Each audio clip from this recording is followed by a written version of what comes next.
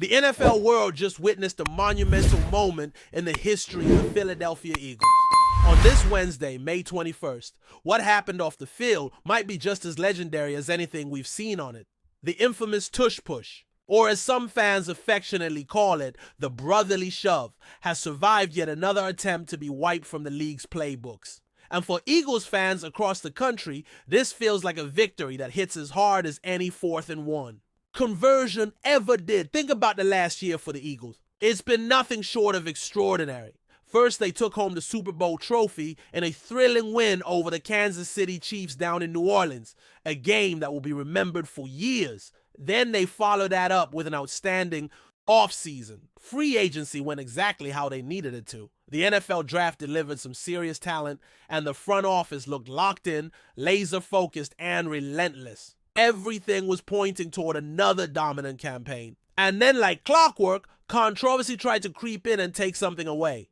That something was the tush push. For months now, we've watched as NFL executives, coaches, and media pundits debated whether the play was too effective, too controversial, or somehow unfair. A play that boils down to pure physical dominance, a quarterback sneak supercharged by strategic blocking and perfect execution became public enemy number one in the eyes of some teams. And leading that charge was none other than the Green Bay Packers, who put forth a formal proposal to have the tush push banned from the game entirely. Now, to pass such a rule change, it needed the approval of at least 24 of the league's 32 teams. This most recent vote, it landed at 22-10, 2 votes short of the required majority. And wouldn't you know it, that scoreline just happens to be the same as the final score the last time the Eagles beat the Packers in the playoffs. Poetic justice? You could say that. Heading into this week's NFL owners meeting in Minnesota, there was a growing sense that the Eagles were facing an uphill climb. Many believed the league was ready to bring down the hammer and eliminate the play for good. But once again, Philadelphia proved they're not just a team, they're a movement. They stared down the rest of the league and came out on top, not just defending a play, but defending their identity. This wasn't just a vote about football. It was a vote about innovation, execution, and what it means to play the game the right way. And look, this isn't just about holding on to a quirky play. The tush push has become a symbol of the Eagles' dominance in short yardage situations. It's about grit, it's about timing, and it's about trust between quarterback and offensive line. You don't just run this play on a whim. You've got to have the right personnel, the right discipline, and the right mindset. No team has mastered it like Philadelphia. Some around the league, including Eagles insider voices, have gone as far as to say that there should be a statue of the tush push outside Lincoln Financial Field. Think about that for a second. A play, not a player, not a coach. A play so iconic and effective that it's worthy of being immortalized in bronze. That tells you everything you need to know about how central it's become to the team's identity. This is more than just a clever way to get 1 yard. It's a cultural moment. So let's talk about the people behind this attempted ban. Mark Murphy, who's the CEO and president of the Packers and a former player himself, was instrumental in getting this proposal in front of the league. It's worth noting the Packers are unique in the NFL as they don't have a single owner, but Murphy has been the voice of authority for the organization. And he didn't make this push alone. Head coach Matt LaFleur was right there with him, a guy who clearly hasn't forgotten those losses to Philadelphia and might still be feeling the sting. Photos started circulating online, allegedly showing LaFleur and quarterback Jordan Love in disbelief, even tears, as the news broke that the tush push had survived. Whether those images are real or just part of the internet myth-making machine, they tell a very real story. The Eagles broke them. Now here's where things get even more interesting. Among the teams that voted in favor of keeping the tush push alive, there are some familiar names. The Ravens, the Browns, the Lions, the Jaguars, the Dolphins, the Patriots, the Saints, the Jets, the Titans, and of course the Eagles themselves. What's curious is who didn't vote in favor. The Colts and the Cardinals. Why is that important? Because both of those teams are now led by former Eagles coordinators. Shane Steichen, who coached the offense, now leads Indianapolis. Jonathan Gannon, who ran the defense, is the head man in Arizona. These are guys who built their resumes, and arguably got their current jobs, thanks in large part to the success of plays like the tush push.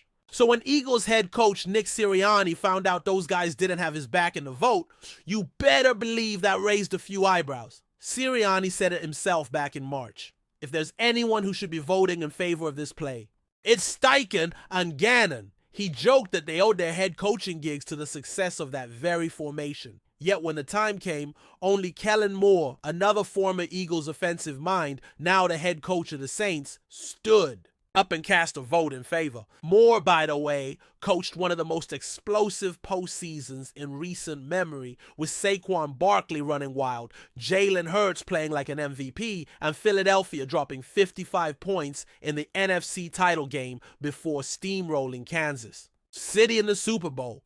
That's the kind of dominance a tush push helped make possible. So why the resistance? Why are some teams so desperate to get rid of a play that's clearly within the rules and rooted in execution?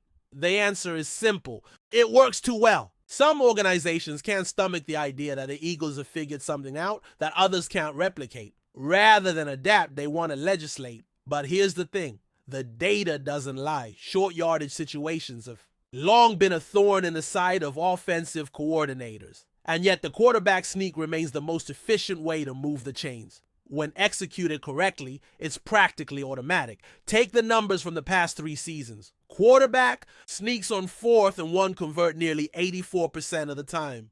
Compare that to other 4th and 1 options. Running back runs sit at 66% and passing plays hover around 61%.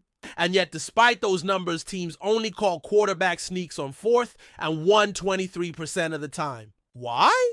Because they're overthinking, they're scared, they want to be clever instead of effective. And the Green Bay Packers, they're the perfect example of this problem. Over the last 3 seasons, they ranked 30th in the NFL in 4th and 1.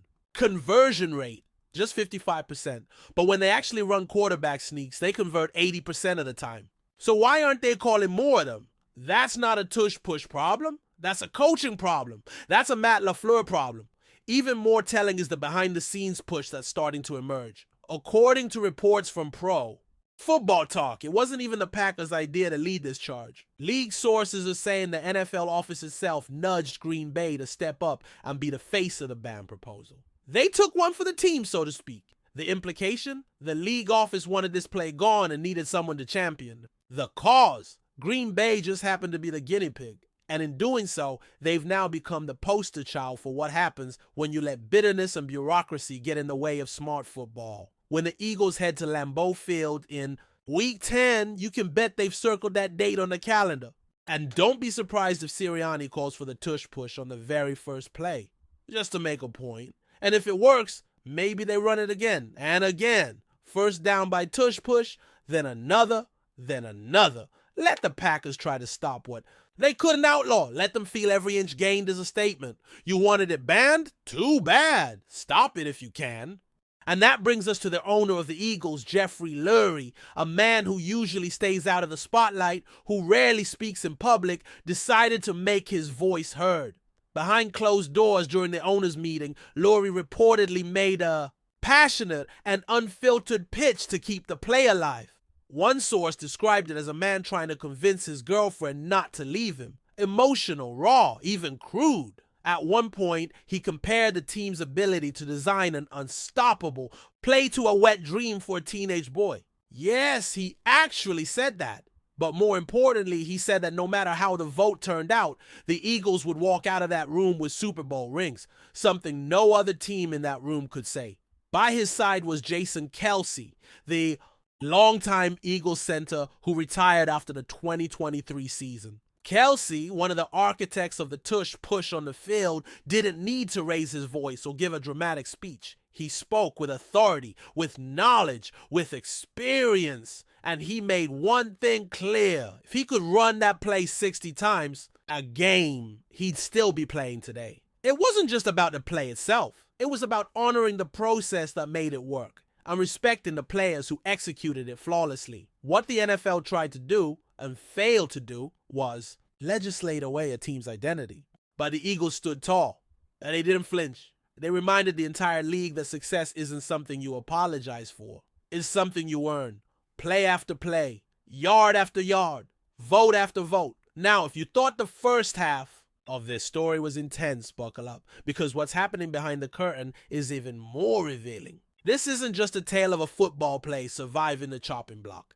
It's a war between tradition and innovation, between emotion and logic, between institutions that want control and a team that refuses to conform. And at the center of it all is a city that lives and breathes toughness, unity, and defiance. Philadelphia didn't just defend a play. It exposed the NFL's inconsistencies. It revealed fractures in the league's politics.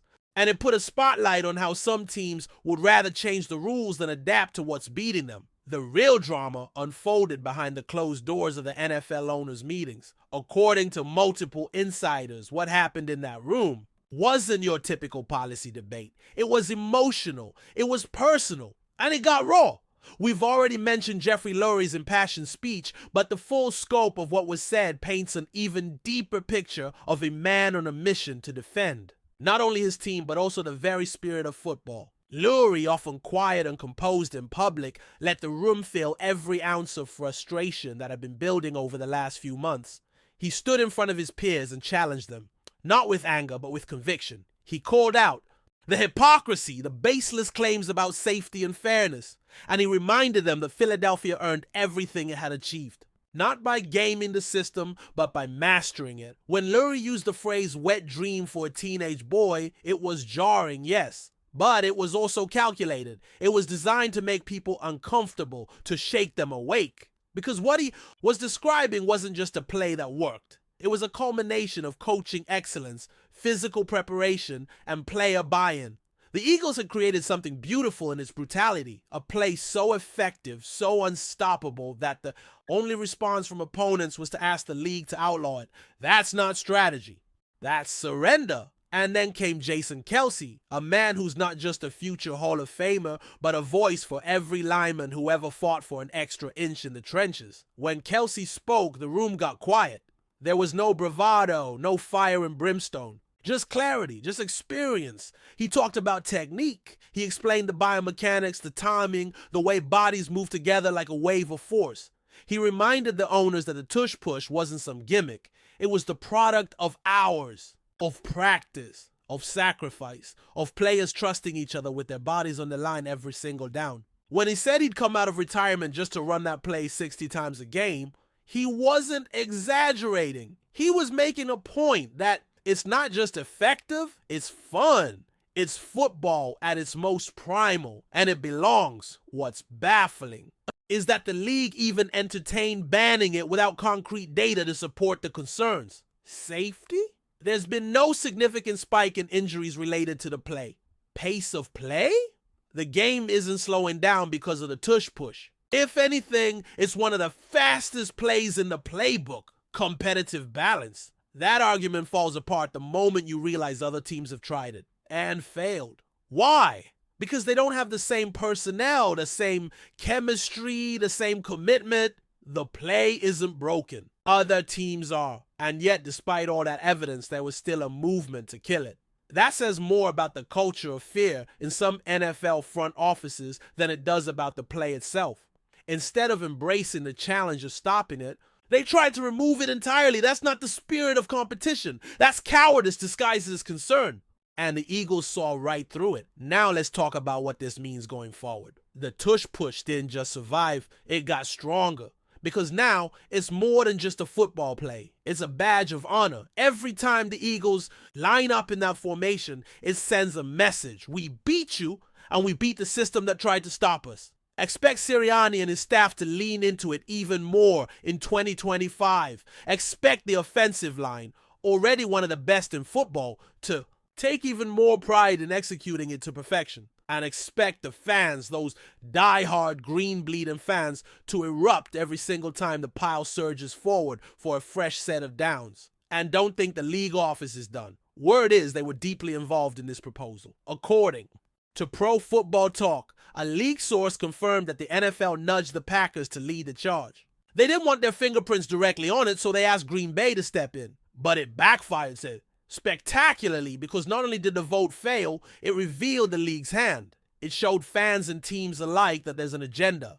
being pushed from the top, one that doesn't always align with the best interests of the game. That transparency, unintended as it may be, has galvanized teams like the Eagles. It's no longer just about wins and losses, it's about standing up to a system that often favors marketability over merit. The timing couldn't be more perfect. Coming off their Super Bowl win, heading into a season with one of the most talented rosters in the league, and now armed with the vindication of his vote, the Eagles are primed to make another deep run. And you better believe that Week 10 matchup against Green Bay at Lambeau Field is going to carry a little extra weight. That game is already circled, and the first time Jalen Hurts lines up under center, flanked by his linemen, with the crowd roaring and the Packers across the line trying to anticipate the snap, that will be the moment. A moment of silence before impact. A moment where the entire stadium and everyone watching at home knows exactly what's coming. And when it works, and let's be honest, it probably will, the message will be loud and clear. We are not going anywhere. But even beyond the Eagles, this moment has implications for the rest of the league. For years, teams have searched for an edge. Analytics departments have combed through data. Coaching staffs have installed wrinkles, but very few have dared to go all in on a strategy the way Philadelphia has with the tush push. This is what innovation looks like. It's not always flashy. Sometimes it's ugly, sometimes it's simple, but when it works, it's unstoppable. And instead of shying away from that, the NFL should be celebrating it. Let's also not forget the role of culture here. The Eagles have built something special, not just on the field, but in the locker room, in the front office, and in the community. There's a sense of alignment that not many franchises can match. Ownership believes in the coaching staff. The coaching staff believes in the players, and the players believe in each other. That kind of unity is rare. And when it manifests on the field in a play like the tush push, where 11 men move with one purpose, it's almost poetic. It's also worth mentioning that Philadelphia isn't just winning because of one play. The tush push is a symbol, not a crutch. This team can throw deep, it can run outside, it can defend, it can adapt. But the fact that one formation became the target of an entire league's frustration only highlights how effective it is. You don't try to ban something unless it's threatening your comfort zone. The Eagles invaded that comfort zone and planted their flag.